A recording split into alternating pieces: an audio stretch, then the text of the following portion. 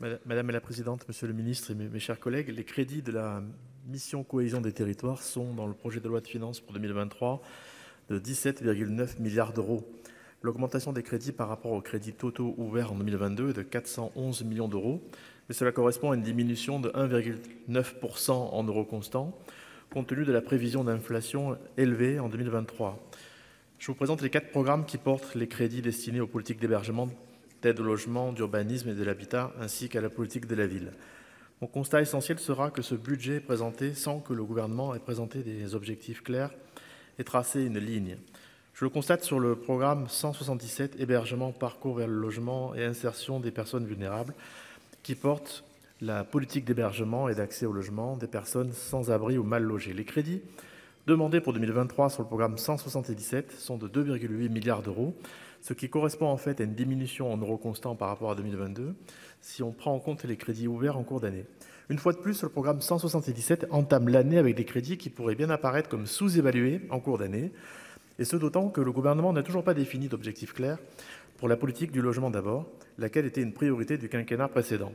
Cette navigation à vue est encore plus évidente pour la politique d'hébergement d'urgence, car le logement d'abord, malgré ses vertus, n'a pas permis de réduire le parc d'hébergement d'urgence, toujours situé à un niveau historiquement élevé, proche de 200 000 logements.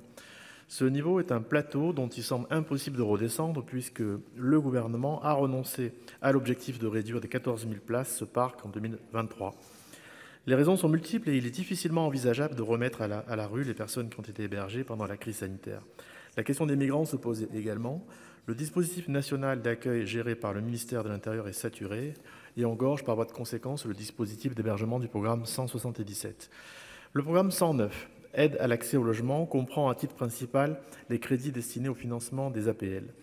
Les crédits demandés pour 2023 sont de 13,4 milliards d'euros et les APL contribuent de manière importante à réduire le taux d'effort des ménages modestes, nous le savons, mais sur le long terme, les prestations sociales couvrent parfois une part de plus en plus réduite des dépenses courantes des ménages et les dépenses de logement augmentent.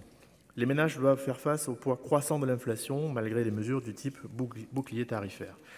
Le programme 135, pour sa part, porte des crédits consacrés à des actions diverses liées à la construction et à l'habitat, et ces crédits sont de 781 millions d'euros en autorisation d'engagement, soit une hausse de près de 50% par rapport à 2022, liée au financement de la rénovation énergétique. Le secteur de la construction fait face à des tensions sur les prix importantes, mais aussi aux difficultés toujours élevées à obtenir des permis de construire, tandis que la remontée des taux risque de freiner également la demande.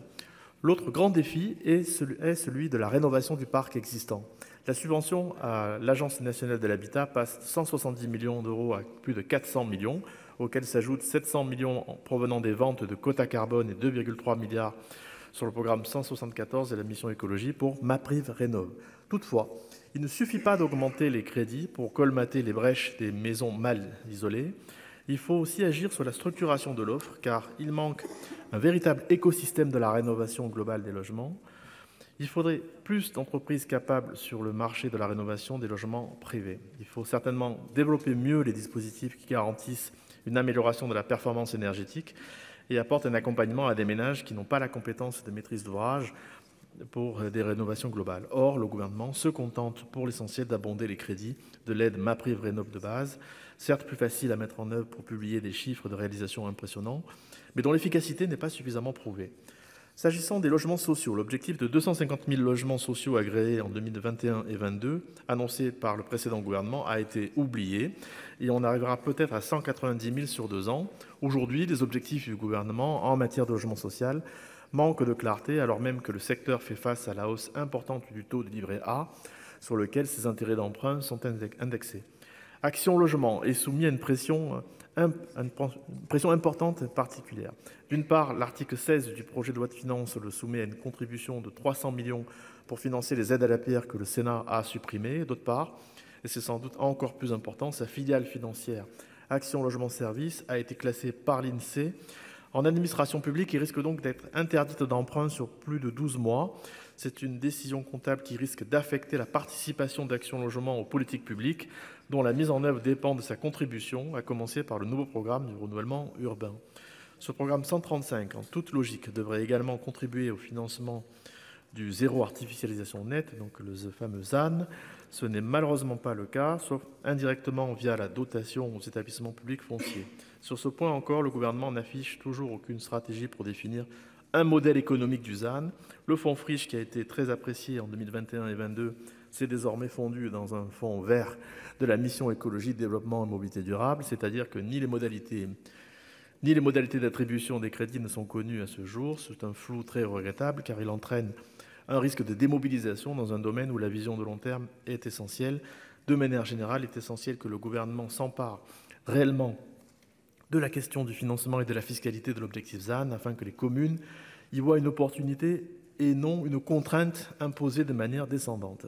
J'en arrive pour finir à la politique de la ville, portée par le programme 147. Ces crédits sont de 598 millions d'euros en crédit de paiement, en augmentation de 40 millions par rapport à la loi de finances initiale pour 2022, mais quasiment constants en euros constants. Ces crédits budgétaires sont principalement consacrés à une grande diversité d'actions engagées dans le cadre des contrats de ville, mais les résultats de cette politique sont toujours aussi difficiles à percevoir.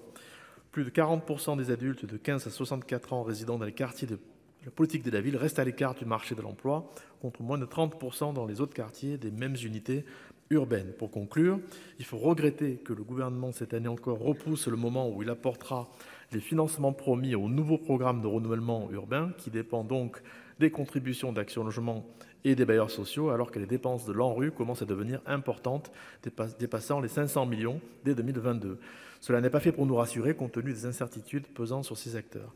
Le point commun à toutes ces analyses est que ce budget ne présente aucune perspective claire sur la politique du logement et de l'urbanisme dans les années à venir, et c'est la raison pour laquelle la Commission des finances a décidé de s'en remettre à la sagesse du Sénat sur le vote des crédits de la mission cohésion des territoires. Elle a en revanche donné un avis favorable à l'adoption de l'article 41 ter qui permet d'éviter un risque d'augmentation de la réduction de loyer de solidarité pour les bailleurs sociaux. Je vous remercie.